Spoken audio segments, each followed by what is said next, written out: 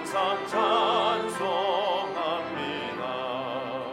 주의 크신 도움받아 이때까지 왔으니 이와 같이 천국에도 이르기를 바라네.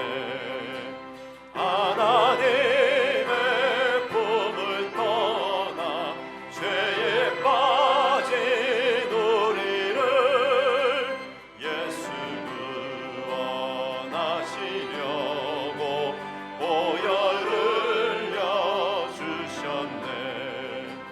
주의 귀한 은혜 받고 일생 믿진 자들을 주의 은혜 사슬되사 나를 주께 매소서.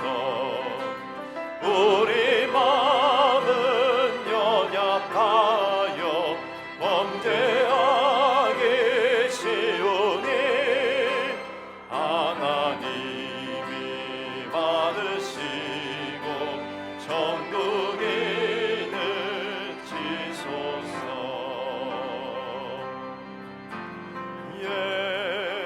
예수 사랑해요. 나 주 앞에 엎드려 경배와 찬양 함께 드리네.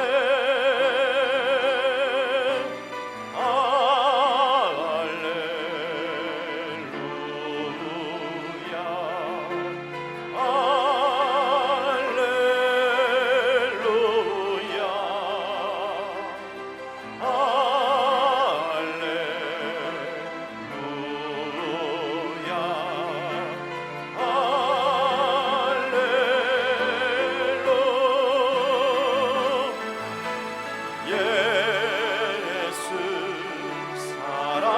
사랑해요. 나 주 앞에 엎드려 경배와 찬양 함께 드리네.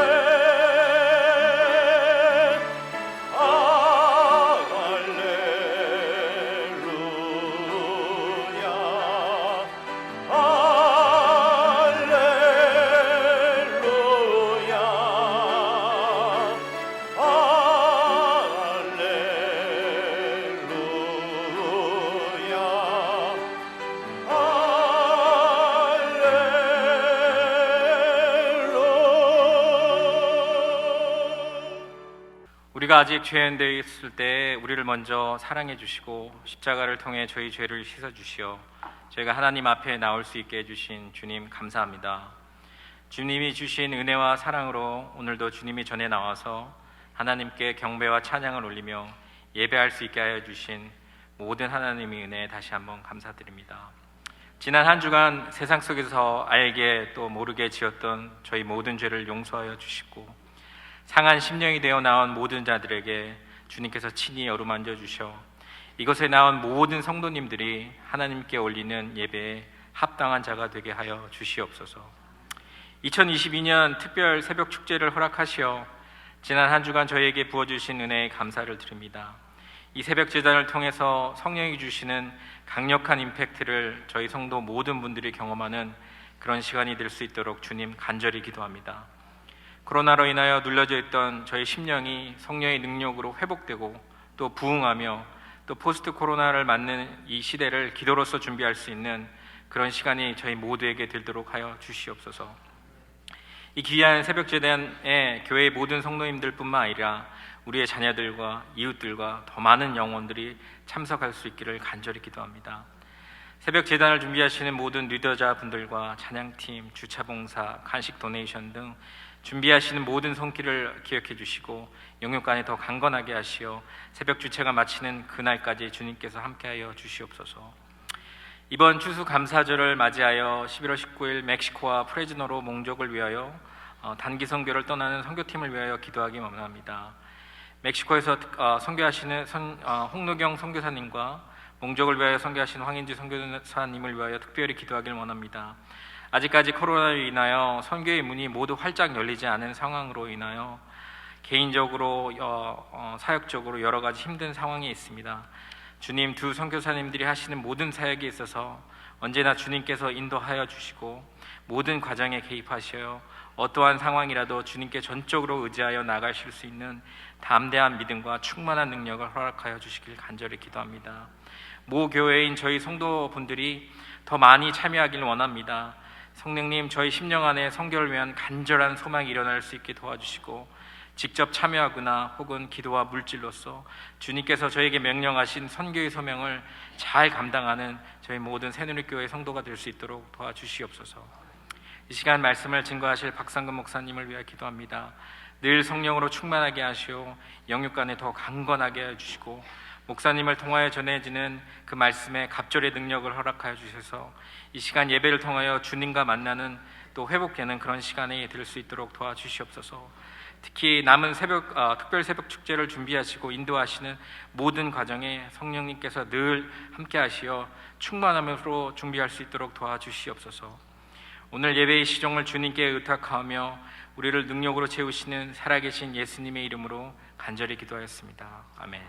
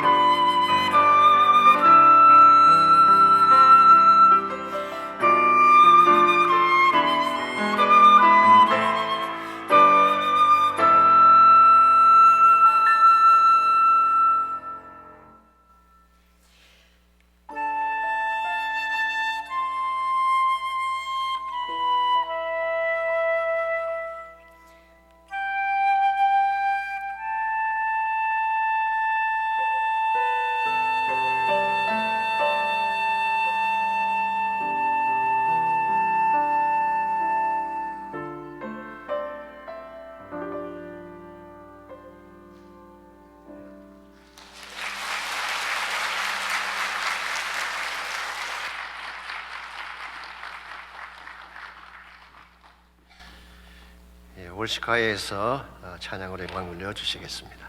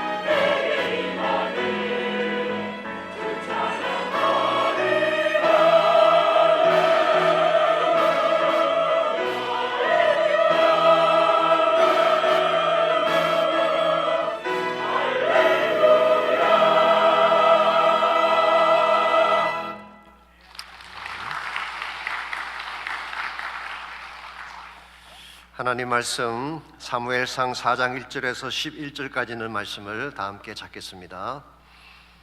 계속해서 사무엘상 함께 묵상합니다. 오늘은 4장 1절에서 11절까지 차이신 줄 알고 한 절씩 교독합니다. 사무엘의 말이 온 이스라엘에 전파하더니라. 이스라엘은 나가서 블레셋 사람들과 싸우려고 에베네셀 곁에 진치고 블레셋 사람들은 아벡에 진쳤더니 블레셋 사람들이 이스라엘에 대하여 전열을 벌이니라. 그 둘이 싸우다가 이스라엘이 블레셋 사람들 앞에서 패하여 그들에게 전쟁에서 죽임을 당한 군사가 4,000명 가량이라. 백성이 진영으로 돌아오매 이스라엘 장로들이 이르되 여호와께서 어찌하여 우리에게 오늘 블레셋 사람들 앞에 패하게 하셨는고 여호와의 언약궤를 실로에서 우리에게로 가져다가 우리 중에 있게 하여 그것을 우리를 우리 원수들의 손에서 구원하게 하자 하니 이에 백성이 실로에 사람을 보내어 그룹 사이에 계신 만군의 여호와의 언약궤를 거기서 가져왔고 엘리의 두 아들 홈니와 비느하스는 하나님의 언약궤와 함께 거기에 있었더라. 여호와의 언약궤가 진영에 들어올 때에 온 이스라엘이 큰 소리로 외치며 땅이 울린지라. 블레셋 사람이 그 외치는 소리를 듣고 이르되 히브리 진영에서 큰 소리로 외침은 어찌 됨이냐 하다가 여호와의 궤가 진영에 들어온 줄을 깨달은지라. 블레셋 사람이 두려워하여 이르되 신이 진영에 이르렀도다 하고 또 이르되 우리에게 화로다. 전날에는 이런 일이 없었도다. 우리에게 화로다. 누가 우리를 이 능한 신들의 손에서 건지리요. 그들은 광야에서 여러 가지 재앙으로 애굽인을 친 신들이니라. 너희 블레셋 사람들아 강하게 되며 대장부가 되라. 너희가 히브리 사람의 종이 되기를 그들이 너희의 종이 되었던 것 같이 되지 말고 대장부 같이 되어 싸우라 하고 블레셋 사람들이 쳤더니 이스라엘이 패하여 각기 장막으로 도망하였고 살육이 심히 커서 이스라엘 보병에 엎드려진 자가 3만 명이었으며. 우리 11절 다 같이 읽습니다. 하나님의 괴는 빼앗겼고 엘리의 두 아들 흠니와 비누아스는 죽임을 당하였더라. 아멘. 추운 북극 지방에 사는 에스키모 사람들이 늑대를 잡는 방법이 특이하다고 합니다. 날카로운 칼에 짐승의 피를 두텁게 발라서 그것을 꽁꽁 얼어붙게 만든 다음에 늑대가 잘 다니는 길목에 꽂아 놓습니다. 그런 피냄새를 맡은 늑대가 와서 그것을 혀로 핥아서 먹죠. 마치 아이스바나 아이스케키를 핥아 먹는 것처럼 한참을 그렇게 하다 보면 나중에 날카로운 칼이 나와도 계속해서 그것을 핥게 됩니다. 왜 그럴까요? 혓바닥이 굳어져서 감각이 없어졌기 때문입니다. 결국 피를 핥아 먹다가 자신의 혓바닥이 칼에 베어 스스로 피를 흘리며 죽어간다는 것입니다. 오늘 우리 인간들 가운데도 이와 같은 어리석음을 범하며 사는 자들이 흔히 있습니다. 세상 재미나 육체적 욕심에 빠져서 자신의 혓바닥이 잘리는 것도 모른 채 죄악의 미끼를 빨며 사는 사람들이 많이 있다는 것입니다. 한참을 그렇게 살다 보면 감각이 무뎌져서 그것이 자신의 삶을 파멸로 몰고 간다는 사실조차 인식할 수 없게 되는 것입니다. 이런 의미에서 우리가 신앙생활을 하면서 가장 경계해야 될 것이 영적 무감각 정세라고 할 수가 있습니다. 영적으로 무감각해져서 감각을 잃어버리게 되면 아파도 아픈 것을 느끼지 못합니다. 길을 잃어도 길을 잃었다는 사실조차 알지 못한 채 계속해서 달리게 됩니다. 그렇게 되면 어떤 결과가 주어질까요? 돌이킬 수 없는 파멸의 낭떠러지로 떨어지는 것입니다. 그러면 차라리 아픈 것을 느끼는 것이 낫죠. 그래야지 아픈 부분을 치료할 수가 있습니다.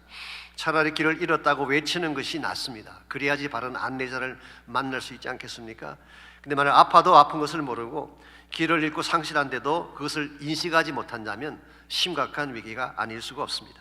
이런 의미에서 여러분과 제가 날마다 영적 상태를 점검하며 영적인 감각을 잃지 않도록 사는 것은 굉장히 중요한 것입니다. 그래야지 본래 위치를 떠나지 않고 다시 하나님 앞으로 돌아와서 회복도 누릴 수가 있고 치유도 받을 수가 있는 것입니다. 오늘 여러분과 저의 영적 상태는 어떠한지 모르겠습니다. 교회 생활을 오래 하고 신앙생활을 오래 하다 보면 우리도 모르는 가운데에 영성이 무뎌져 갈 때가 있습니다. 감각을 상실한 채 살아가는 경우가 있죠. 이걸 빨리 인식하고 회복하지 않으면 우리 영적인 파멸로 들어갈 수가 있는 것입니다. 이런 면에서 우리가 어떻게 할 때 무뎌져가는 우리 영성을 새롭게 해서 하나님의 길로 바르게 나아갈 수 있을지 오늘 주신 본문을 중심으로 함께 그것을 정리해 보려고 합니다. 오늘 같이 봉독한 본문에 보시면 영적 무감각 상태에 빠지는 것이 얼마나 위험한지에 대한 좋은 예 하나가 기록이 되어 있습니다. 1절 말씀 보시면은 이스라엘은 나가서 블레셋 사람들과 싸우려고 에베네셀 곁에 진치고 블레셋 사람들은 아벡에 진을 쳤다고 했습니다. 이 말씀에 의하면은 블레셋이 팔레스타인을 침공해 와서 팔레스타인에 있는 이스라엘 백성들과 전쟁을 하게 된 것입니다.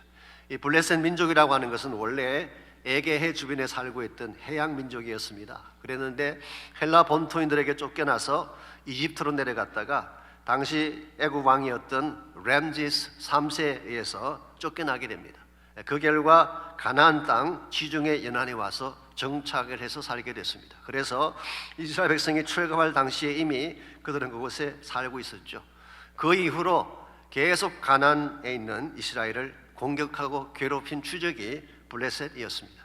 한 가지 특이할 일은 블레셋 사람들은 그 당시 가나안 지역에서 유일하게 철기 문화를 가진 사람, 그러므로 그들의 군사력은 막강한 힘을 발휘하고 있었습니다. 사실 팔레스타인의 이름 자체가 블레셋의 땅이라는 의미 아니겠습니까? 역사가들에 의하면요, 2세기 로마 황제가 유태인들의 이미지를 지우기 위해 가나안이라는 표현 대신 팔레스타인이라는 말을 사용하면서 오늘날까지도 팔레스타인 지명이 주어지게 됐다고 합니다. 이와 같이 막강한 힘을 가진 것이 블레셋인데 이들이 다시 이스라엘을 침공해 온 것입니다. 이것은 대단히 어려운 위기가 아닐 수가 없습니다. 그 막강한 군대를 어떻게 이겨낼 수가 있겠어요? 그런데 눈에 보이는 위기보다 더 심각한 위기가 영적 위기였습니다. 지난주에 말씀을 드린 것처럼 엘리의 가문들이 하나님을 떠났어요. 제사를 멸시하고 하나님을 멸시하고 엘리와 그 두 아들 흠니와 비느하스가 하나님을 경배하는 일을 했죠. 그러므로 이미 그들은 영적으로 부패한 가운데 있는데 이 사실을 인식하지 못한 채 전쟁터로 나간 것입니다. 어떤 결과가 주어졌을까요? 2절 말씀 보시면은 이스라엘이 패배를 당하게 되고 약 4천 명의 군사가 죽임을 당했다고 오늘 성경은 기록하고 있습니다. 그런데 사실은 이때야말로 그들이 영적 상태를 점검해 볼 수 있는 기회였어요. 전쟁에 패하고 4천 명이 죽는 이 아픔을 통해서 만일 하나님이 그들에게 주시는 메시지를 들을 수만 있었더라면 회복이 가능했을 텐데 이것을 그들은 놓치게 됩니다. 하나님께서 가끔 우리의 삶 속에도 고난을 주실 때가 있잖아요. 이 고난을 통해서 말씀하시고 싶은 것이 있어서 그래요. C.S. 루이스가 했던 말처럼 Pain is God's megaphone. 이 고난은 하나님이 우리에게 주시는 확성기와 같아요. 평소에는 잘 들리지 않지만 고난을 통해 하나님의 음성을 들을 수 있어야 되는데 오늘 본문에 보니까 이스라엘 백성은 그렇게 하지 못했어요. 3절을 보시면은 그들이 이와 같은 패배 앞에 어떤 반응을 보이는지가 나와 있습니다. 3절입니다. 백성이 진영으로 돌아오매 이스라엘 장로들이 이르되 여호와께서 어찌하여 우리에게 오늘 블레셋 사람들 앞에서 패하게 하셨느냐. 이 패배의 원인을 하나님께 돌리고 있습니다. 사실은 자기들이 잘못한 것인데도 하나님 때문에 패배했다. 하나님께서 어찌 우리를 패배하도록 내버려 두셨습니까? 여러분, 영적으로 무감각하게 되면 이런 현상이 일어납니다. 자신의 잘못을 보지 못하고 누군가의 탓을 하게 되는 것이죠.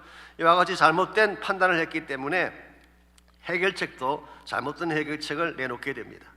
여호와의 언약궤를 실로에서 우리에게로 가져다가 우리 중에 있게 하여 그것으로 우리를 우리 원수들의 손에서 구원하게 하자.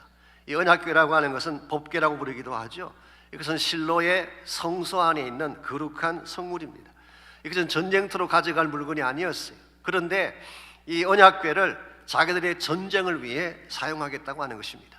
이것은 소위 말하는 신앙의 도구화입니다. 믿음의 수단이라고 할 수 있죠. 하나님의 법궤를 나의 무엇을 위해 사용하려고 하는 것, 이건 엄청난 영적인 어뷰저이고 하나님에 대한 모독이 아닐 수가 없습니다.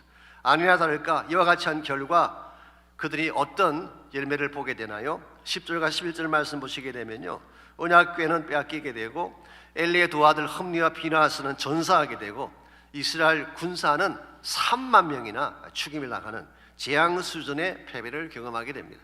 뿐만 아니라 18절을 잠깐 보시게 되면 하나님의 궤를 말할 때에 엘리가 자기 의자에서 뒤로 넘어져 문 곁에서 목이 부러져 죽었으니 나이가 많고 비대한 까닭이라 그랬어요. 이 전쟁의 패배 소식을 듣고 나서 법궤가 빼앗겼다는 소식을 듣고 나고 엘리가 충격을 받아서 의자에 앉았다가 넘어져 목이 부러져서 세상을 떠나게 됐다는 것입니다. 그 이후에 엘리의 가문 전체가 다 이렇게 패망을 행하여 나가게 되는 엄청난 결과를 경험하게 되죠. 자, 왜 이와 같은 결과를 낳게 됐을까요? 영적으로 무감각했기 때문입니다. 그들은 자신들의 질병이 뭔지를 몰랐어요. 어디가 골맞으며 어디가 터졌는지를 모른 채 살고 있었어요. 무엇보다 하나님에 대한 인식이 부족했습니다. 하나님을 경외하고 두려워해야 되는데 이 하나님을 자신들의 싸움판에 끌어들인 거죠. 이건 굉장히 잘못된 판단이요, 잘못된 결정이 아닐 수가 없습니다. 하나님은 우리의 수단이 아니라 우리의 목적이심을 알아야 됩니다. 하나님 우리의 뜻을 이루기 위한 도구가 아니라 우리 삶의 주인이요 주권자임을 알아야 됩니다. 이와 같이 하나님 중심의 삶으로 돌아가야지 영성이 회복되어지는데 만일의 경우 하나님을 떠나가게 된다면 우리 삶의 모든 것들은 케이스로 변하고 결국 무너지게 되는 것입니다. 저는 그 좋은 이그젬플 중에 하나가 다윗의 경우라고 생각합니다. 아직도 다윗이 영성이 순전할 때는요 정말 아름다운 삶을 살았어요. 겸손했죠. 판단력도 아주 발랐죠. 또한 용서하는 삶을 살았습니다. 사울이 그렇게 자기를 죽이려고 했지만 용서했잖아요. 무엇보다 다윗은 찬양하는 사람이었어요. 이와 같이 아름답게 살던 다윗이 영성이 무디어지게 되자 어떤 일을 범하게 됩니까? 우리의 아내 바세바를 취하는 있을 수가 없는 비도덕적인 행동을 한 것입니다.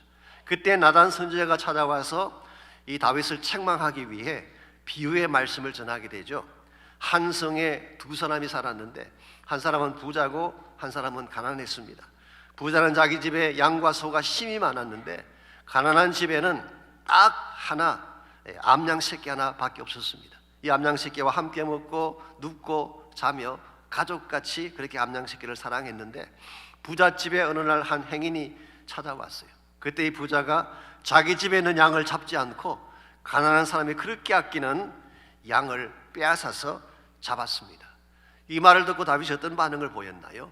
진노했습니다. 세상에 그런 악한 놈이 있냐? 여호와의 사심을 가리켜 맹세하는 놈이 그는 마땅히 죽어야 할 자라. 본인이 본인인 것을 모르는 것입니다. 영적으로 무뎌지면 이런 현상이 벌어지는 거예요. 그 후에 결국 우리가 아는 것처럼 다윗의 인생이 곤두박질 치지 않았습니까?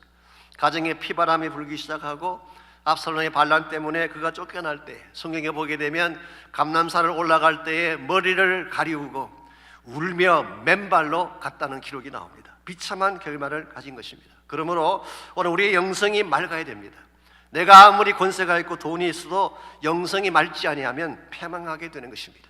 오늘 여러분과 제가 맑은 영성을 가지고 깨끗한 영성을 가지고 하나님께로 나아가야지 축복도 누리게 되고 회복과 치유도 받을 수가 있게 되는 것입니다. 이런 의미에서 우리가 어떻게 할 때 무뎌져가는 영적인 감각을 다시 회복해서 하나님의 길로 나아갈 수 있을지, 오늘 본문에 보시게 되면 이스라엘 백성의 케이스를 통해서 영적인 산스를 회복하는 몇 가지 단계가 오늘 본문에 소개가 되어 있습니다. 첫 번째로 우리가 영적인 산스를 회복해서 하나님 길로 나가기를 원한다면 바른 진단을 해야 돼요. 내 병이 무엇인가를 바로 진단을 해야지 하나님께로 나갈 수가 있는 것입니다. 사람들을 다시 보시게 되면 이스라엘의 지도자들은 그들에게 주어진 상황에 대한 인식을 잘못하고 있었습니다. 말씀드린 것처럼 전쟁의 패배 원인을 하나님께 돌렸을 뿐만 아니라 이 패배를 뒤집으려면 언약궤를 전쟁터에 가져가면 된다고 믿었어요. 자, 그 결과 그들이 정말 승리했나요? 두 비참한 패배를 경험하게 됐죠. 법궤는 빼앗기게 되고 보병은 3만 명이나 죽는 참패를 경험하게 됩니다. 정말 그 사람들이 패배를 뒤집고 회복하기를 원했더라면 이와 같은 행동을 할 것이 아니라 자신들이 가진 근본 문제를 체크해야 되는 것입니다. 여러분 생각에 이스라엘이 가졌던 근본 문제가 무엇이라고 생각하십니까? 전쟁의 방법이나 전략이었을까요? 아닙니다. 블레셋 사람들이 가지고 있는 막강한 군사력이나 병기였을까요? 그것도 아닙니다. 진짜 문제는 하나님을 떠난 그들 자신이었어요. 하나님이 그들을 떠난 게 아니라 그들이 하나님을 떠난 거예요. 하나님은 항상 그곳에 계십니다. 하나님의 사랑이나 능력엔 변함이 없습니다. 그런데 우리가 하나님을 등지고 떠나가게 되면 하나님께서 주신 모든 것들을 잃어버리게 되는 것입니다. 그러므로 참된 회복을 갖기를 원한다면 나 영적 상태와 영적 위치를 바로 점검을 하고 내가 잘못된 위치에 있다면 빨리 하나님께로 돌아가야 되는 것입니다. 요한계시록 2장에 보시면은 에베소 교회에 대한 책망이 나오죠. 에베소 교회는 참 좋은 교회였습니다. 사도적 전통이 있는 교회였죠. 사도 바울이 세워서 3년 동안 목회한 교회이고 디모데가 사역을 했고 사도 요한이 말년에 에베소에서 사역하다가 천국 가지 않았습니까? 이 사도적 전통이 있는 좋은 교회였어요. 두 번째로 말씀의 뿌리가 깊은 교회였습니다. 바울이 드라노 서원을 세우고 3년 동안 매일 강론했다고 했어요. 그러니까 얼마나 많은 제자들을 양성했겠습니까? 그 결과 그 당시 아시아 지역의 중심 센터에 거라는 교회가 됐습니다. 정말 누가 봐도 든든하고 잘 세워진 교회죠. 근데 한 가지 문제가 있었대요. 그 문제가 무엇인지 아십니까? 첫사랑을 잊어버렸다는 것입니다. 처음 만난 주님에 대한 그 사랑의 마음, 감격의 마음, 순수하게 찬양하고 순수하게 복음 전하고 하루 종일 찬양하며 밤새 기도해도 피곤치 아니하고 설레는 가슴으로 하나님 만났던 그 벅찬 감격이 사라진 것입니다. 쉽게 말하면 하나님과의 관계에 금이 갔다 그 말이에요. 여러분 다른 것이 아무리 좋아도요 하나님 관계에 금이 가게 되면 모든 게 다 깨어지는 것입니다. 그래서 요한계시록 2장 5절에서 주님은 이렇게 말씀하셨어요. 그러므로 어디서 떨어졌는지를 생각하고 회개하여 처음 행위를 가지라. 만일 그리하지 아니하고 회개하지 아니하면 내가 내게 가서 내 촛대를 그 자리에서 옮기리라. 제일 첫 번째로 어디에서 떨어졌는지 생각해봐라. 너희들의 현재 위치를 체크해라 그런 말입니다. NIV 성경에 보니까 Consider how far you have fallen. 너희들이 얼마나 멀리 떨어졌는지를 생각해보라. 하나님부터 얼마나 떨어졌는지 자신의 영적 포지션을 체크하라는 것입니다. 그 다음에 회개하라고 했어요. 돌이키라는 것입니다. 자기 위치를 하나님 방향으로 바꾸라는 거죠. 그리고 처음 행위를 가져라. 우리가 처음 하나님을 섬겼던 순종하며 살았던 본래적 삶을 회복하라 그런 말이에요. 그렇지 아니하면 촛대를 옮기리라.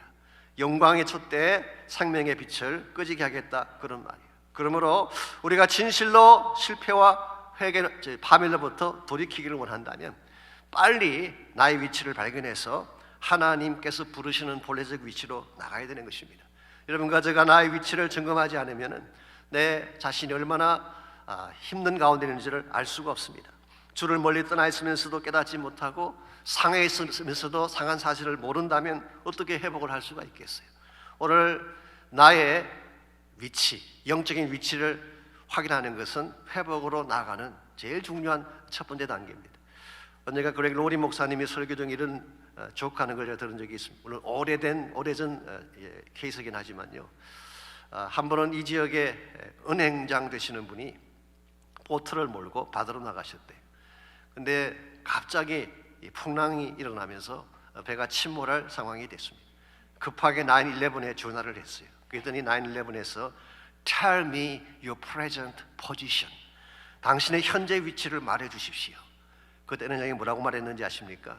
I am the president of the bank. 나는 은행의 프레지던트입니다. 이 포지션을 이야기하라고 그러니까 지위를 생각하고 말한 것입니다. 9/11에 다시 급하게 이야기합니다. What's your position? 은행장이 다시 말합니다. I said I am president. 이것만 반복하다가 결국 꼴깍하고 돌아가셨다는 그런 스토리. 물론 조커이긴 하지만 물에 빠져 죽어가면서 은행장이라는 지위가 무슨 의미가 있어요? 빨리 구조를 요청하는 것입니다. 도와달라고 하는 것이 빠른 것입니다. 내가 어떤 위치인데, 내가 어떤 포지션을 가지고 있는데 이건 아무 의미가 없는 것입니다. 오늘 많은 현대인들이 자기가 얼마나 하나님을 떠나는지를 몰라요. 얼마나 상해 있는지, 얼마나 아픈지를 모르기 때문에 치유자를 찾지 않는 것입니다. 그러나 많은 여러분과 제가 진실로 나의 정확한 모습을 바로 안다면, 얼마나 상한 모습인지를 바로 안다면 하나님을 찾을 수밖에 없어요. 제가 예비 목자 훈련 시간에 자주 소개해드리는 책이 한 권 있습니다. 로버트 머기 목사님이 쓴 Search for Significance, 의미를 찾아서, 인생의 의미를 찾아서 그런 제목의 책인데요. 그 책의 서론에 보면은 한 트럭 운전사에 대한 실화가 소개가 되어 있습니다. 팀이라고 하는 사람인데, 이 사람은 텍사스에서 큰 트럭을 몰고 다니면서 물품을 딜리버리하는 그런 일을 하는 사람이었습니다. 한 번은 늦은 밤인데 텍사스 휴스턴 인근에 있는 국도를 달리다가 깜빡하는 바람에 차가 중앙 분리대를 들이받고 뒤집어지는 사고를 당하게 됐습니다. 차가 뒤집어져서 물품들이 길바닥에 흩어지긴 했지만 다행히 트럭에서 기어 나올 수가 있었대요. 그런데 텍사스 시골길에다가 한밤중이었기 때문에 캄캄해서 아무것도 보이지가 않았어요. 그때 그는 도로 곁에 있는 풀 위에 드러누워서 숨을 고르면서 스스로에게 말을 합니다. It's okay, 괜찮아. 조금 지나면 나아질 거야. It's okay 라고 반복하고 있었어요. 약 30분이 지났을 때 마침 그곳을 지나가던 차량 한 대가 현장을 발견하고 풀 위에 누워있는 팀에게 헤드라이트를 비추었어요. 그랬더니 불빛 속에 드러난 팀의 모습은 처참했습니다. 다리는 부러지고 팔과 손도 찢어지고 얼굴은 흉측하게 깨어진 채 온몸이 피투성이가 된 채 거의 죽어가는 모습이 불빛 속에 드러나게 된 것입니다. 팀의 상태는 결코 It's okay가 아니었어요. It's not okay였어요.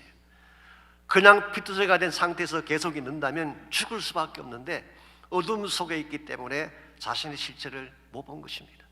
로버트 머기 목사님은 바로 이와 같은 것이 현대를 사는 오늘 현대인들의 모습이라고 지적을 했어요. 어둠 가운데 살고 있기 때문에 얼마나 자기가 상했는지 아픈지를 모른 채 It's okay만 반복하며 살아가고 있다는 것이죠. 사실은 마음의 상처가 너무 깊어 숨쉬기조차 힘이 드는데, 사실 육신의 연약함으로 온몸이 하나씩 기능을 잃어가고 있는데, 사실은 이민 생활의 갈등과 한계 때문에 언제 터질지 모르는 시한폭탄 같은 삶을 이어가고 있는데 It's okay만 외친다고 진짜 인생이 괜찮은 것일까요? 그렇지 않습니다. 하나님께로 돌아가야 돼요. 내가 얼마나 상한지, 내가 얼마나 하나님을 멀리 떠나와 있는지를 바로 발견하고 주께로 돌아가지 아니하면 치유와 회복을 경험할 수가 없는 것입니다. 그러므로 우리가 하나님께로 돌아가는 첫 번째 단계는 바른 진단을 하는 거예요. 두 번째는 바른 처방을 해야 됩니다. 내 자신이 어떤 위치인지를 알게 됐다면, 진단이 나왔다면 그게 합당한 처방이 있어야 되지 않겠습니까? 이 사람들 하반부를 보시게 되면 그들이 했던 처방은 잘못된 처방이었죠. Wrong prescription. 이 하나님의 언약궤를 전쟁터에 가져나가는 우를 범하게 됐습니다. 말씀드린 그대로 이 언약궤는 거룩한 것입니다. 하나님 임재를 상징하는 것이기 때문에 인간의 도구로 사용하면 안 되는 것입니다. 그러므로 정말 이 사람들이 회복을 원했더라면 법궤를 자신들에게 가져올 것이 아니라 자신들이 법궤가 있는 성소로 나가서 하나님의 은혜를 구했어야 합니다. 이 법궤라고 하는 것은요, 원래 지성소에 두는 것이죠. 그리고 법궤 위에 뚜껑을 뭐라고 부르나요? 시은좌라고 부릅니다. 이 mercy seat. 그게 하나님이 임재하는 장소이기 때문에 천사들의 날개 모양을 거기다 만들어 놓았죠. 이게 가장 거룩한 스팟이 바로 시온자, 은혜의 보좌입니다.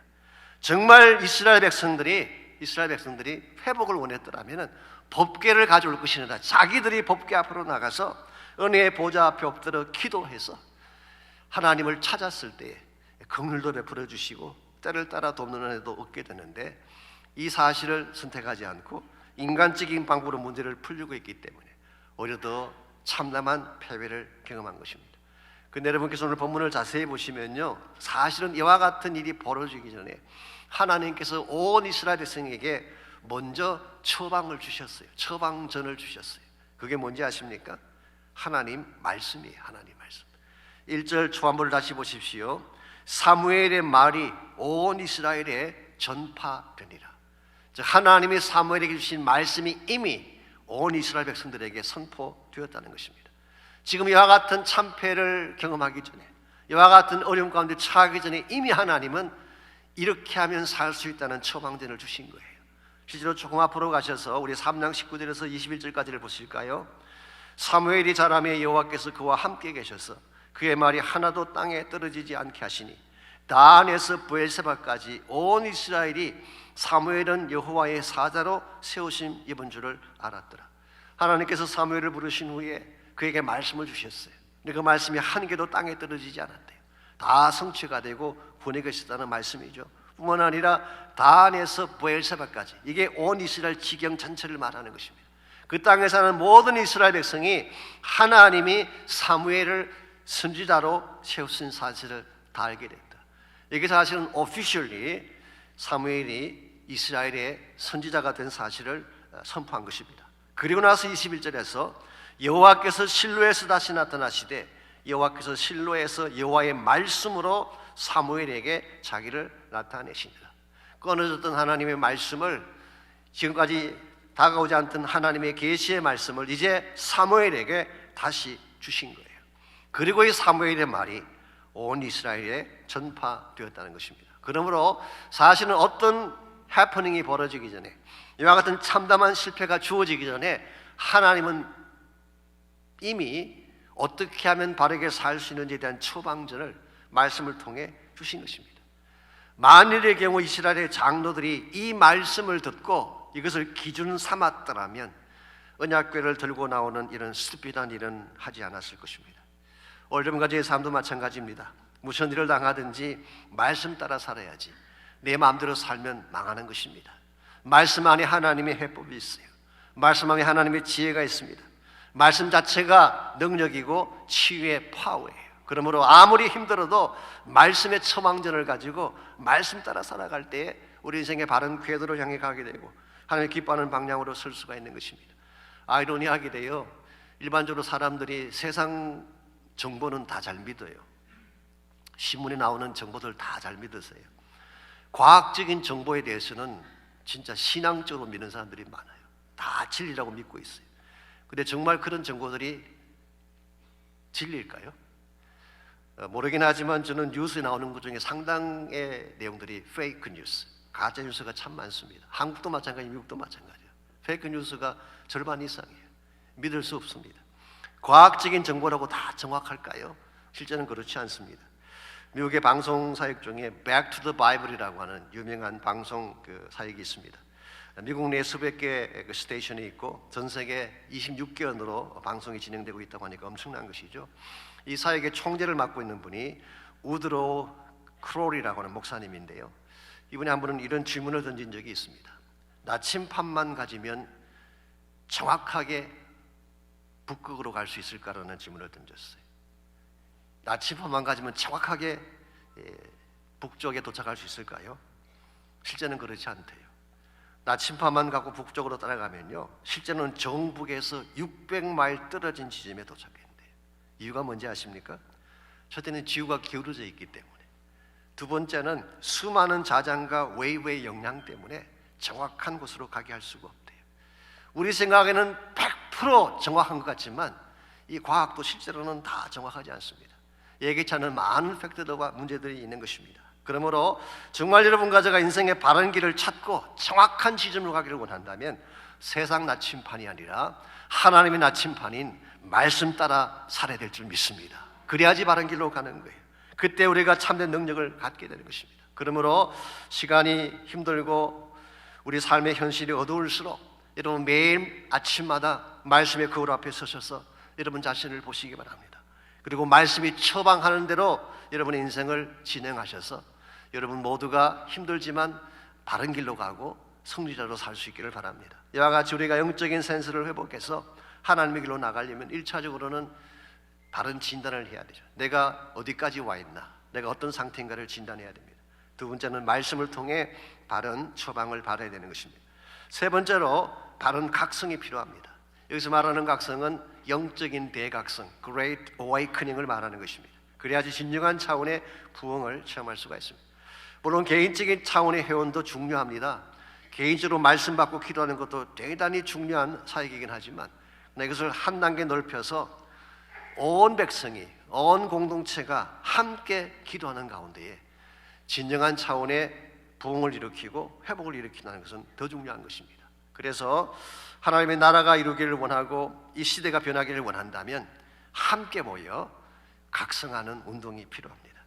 함께 모여서 기도의 함성을 올려야 되는데요, 함성을 지르되 바른 함성을 질러야지 회복이 일어나는 것이지 잘못된 함성을 지르면 회복은 오지 않습니다.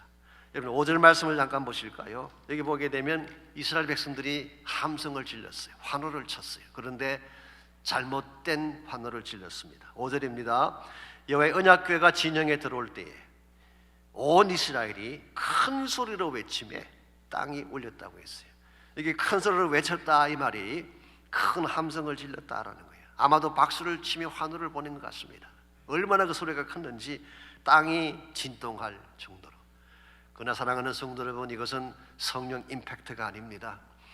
잘못된 것을 향하여 외치는 인간의 소리에 불과했어요. 자, 왜 오늘 본문에 기록된 이스라엘 백성의 함성이 잘못된 것일까요? 한 세 가지 차원에서 생각해 볼 수가 있어요. 첫 번째로 외형만 보고 환호했기 때문에. 언약궤가 들어온다고 하나님이 오신 것일까요? 아닙니다. 물론 언약궤는 거룩한 것이고 아름다운 것이고 귀한 것이죠. 그 모양은 참 화려하고 좋아 보입니다. 그러나 아무리 인간의 눈에 화려해도 그 가운데 하나님의 임재가 없다면 그건 아무런 가치가 없습니다. 영광스럽지가 않고 헛된 것입니다.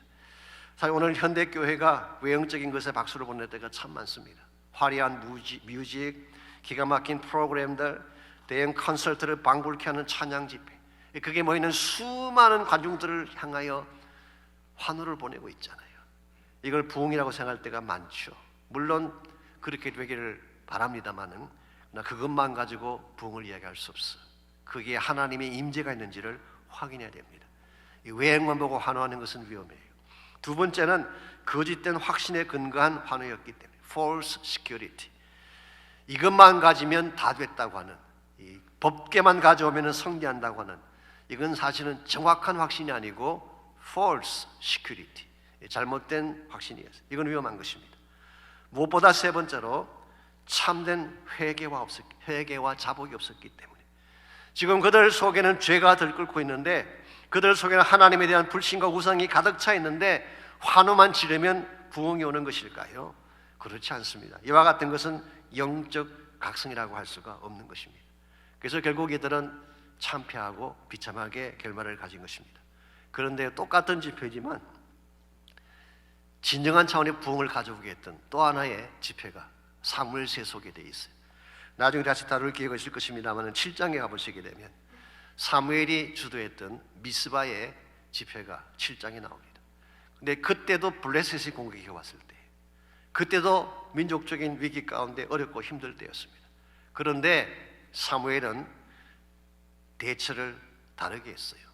7장 5절과 6절을 잠깐 보시면은 그는 이렇게 대처를 했습니다. 사무엘이 이르되 온 이스라엘은 미스바로 모이라.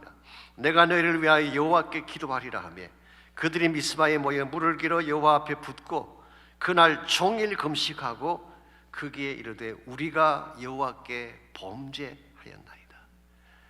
사무엘도 사람들을 모았어요. 미스바의 사람들을 모았어요. 그런데 그냥 화노 치려고 모은 것이 아니라 첫 번째로 금식하며 회개하기 위해서 우리가 여호와께 범죄하였습니다. 우리 자신의 문제를 다 드러내놓고 나의 문제의 본질을 하나님께 자백하며 모인 거예요. 그리고 합심해서 기도했습니다. 하나님의 임재를 구하는 기도죠. 오늘 본문에 나오는 이스라엘 백성처럼 법궤를 이용하는 정도가 아니라 실제 하나님의 presence, 임재를 간구하는 기도를 한 거예요. 그러고 나서 온전한 번제를 드렸다고 합니다. 하나님을 하나님을 인정하고 합당한 제사, 거룩한 예배를 드리는 순간 하나님께서 우레를 발하여서 블레셋을 흩어주시고 대승리를 거두게 하셨다고 말씀합니다. 그래서 사무엘은 이곳에 승리한 후에 미스바와 센 사이에 돌을 세우고 글자 한 개를 새겨 넣었어요. 그 글자가 에벤 에셀, 하나님이 여기까지 도우셨다. 이 승리는 우리가 이룩한 승리가 아니라 God given victory, 하나님이 주신 승리라는 것을 선포한 것입니다. 흥미로운 사실이 뭔지 아십니까? 오늘 보면 1장 1절을 다시 한번 보십시오. 이스라엘 백성이 패배했던 장소도 에벤에셀이었어요.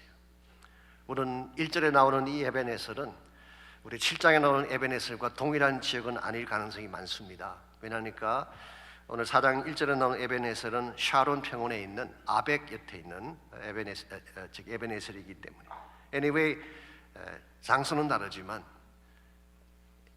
1차 에벤에셀은 그들 자신을 믿고 나갔다가 패배한 에벤에셀. 근데 두 번째 에벤에셀은 하나님의 임재 가운데 하나님과 함께 싸웠기에 대승리한 에벤에셀. 여러분 어떤 에벤에셀의 에벤을 택하기를 원하십니까? 하나님이 함께하는 에벤에셀이 있어야 돼요. 이게 사실은 승리의 키입니다. 우리에게는 힘이 없습니다. 우리는 세상을 능가할 능력이 없습니다. 우리가 아무리 노력하고 애써도 우리 힘만으로 세상을 이길 수 없어. 블레셋이 얼마나 막강한 군사입니까? 얼마나 잔혹한 잔인한 군대입니까? 나의 힘으로 이길 수 없어요. 그러나 하나님이 도우시면 이길 수 있어요. 하나님께 회개하고 자복하고 하나님의 임재를 간구하면 하나님이 승리를 주십니다. 이것이 여러분과 제가 모여야 될 이유예요. 지난 한 주간 동안 저희들은 새벽을 깨우며 주 앞에 모여 기도했습니다. 많은 분들이 나오셔서 전심을 다해 부르짖으며 기도하셨어요. 하나님이 이미 일하고 계십니다. 많은 역사를 베풀어 주셨어요. 여러분 한 분 한 분도 다 나올 수 있기를 바랍니다.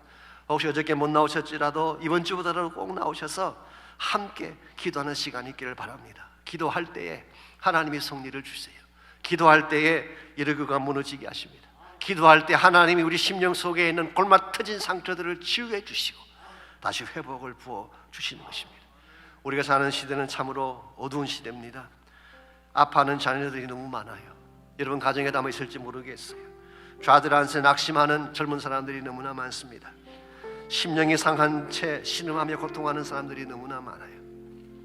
겉으로는 웃으며 살고 있지만 가슴 속에 엉그러진 것들을 품고 사는 힘든 이민 가족들이 너무나 많습니다. 우리 힘으로 절대 치유할 수 없어요. 하나님이 함께 하시면 치유가 일어납니다. 우리의 깨어진 마음, 상한 마음 주님 앞에 다 내어놓고 하나님 내 마음을 고쳐주십시오. 내 상한 마음, 깨어진 마음을 치료해 주십시오. 나의 심령 가운데 성령으로 기름 부어주셔서 말라 비틀어진 나의 심령이 다시 살아나게 해달라고 기도하시길 바랍니다. 마음이 상한 자를 고치시는 주님, 하늘의 아버지 날 주가 나소서. 주의 길로 인도하사 자유케 하소서. 새 일을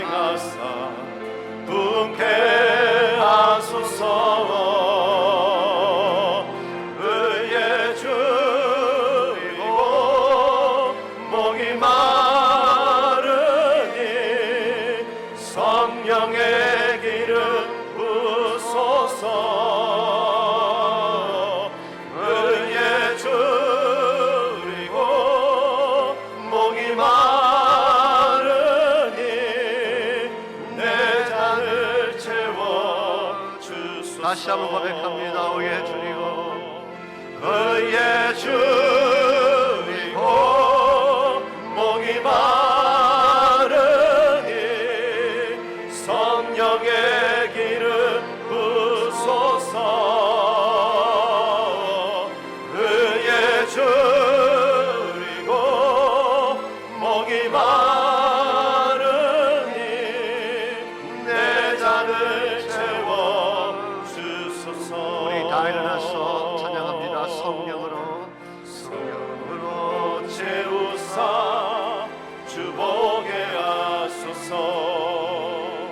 주의 임재 속에 은혜 알게 하소서. 주 뜻대로 살아가리 세상 끝날까지. 나를 빚으시고 새날 열어주소서. 의에 줄이고 목이 마르니 성령의 기름 부소서. 의에 줄이고 목이 마르니 내 잔을 채워 주소서. 다시 한번 선포합니다. 의에 줄이고 목이 마르니 성령의 기름 부소서. 의에 줄이고 목이 마르니 내 잔을 채워 주소서. 하나님, 우리 심령 가운데에 다시 한번 성령으로 기름 부어주셔서 마르고 비틀어진 우리의 심령이 회복되게 하시고 주의 만지심의 손길을 통하여 치유되며 영광을 다시 회복하여 하나님의 보좌 앞으로 달려나갈 수 있는 우리 모두 되게 하여 주시옵소서. 이 지역 이 땅에 영적 각성이 필요합니다. 죄에서 돌이키게 하시고 참여하게 하시고 자복하게 하셔서 다시 은혜의 보좌 앞으로 나아가는 하나님의 교회들이 되게 하시고 이 땅 가운데 다시 한번 Great Awakening을 세워주셔서 대각성 운동을 일으켜 주셔서 모든 교회들마다 하나님의 백성들마다 함께 모여 부르짖으며 주의 나라를 세울 수 있는 거룩한 역사가 있게 도와 주시옵소서. 이제는 우리 구주 예수 그리스도의 은혜와 하나님 아버지의 무한하신 사랑과 성령님의 충만한 임재하심이 예배를 마치고 돌아가는 모든 사랑하는 주의 백성 한 분 한 분에게 가정과 삶의 터전과 자녀들과 자손들 위해 이제로부터 항상 함께하여 주시기를 살아계신 예수님의 이름으로 간절히 축원하옵나이다. 아멘.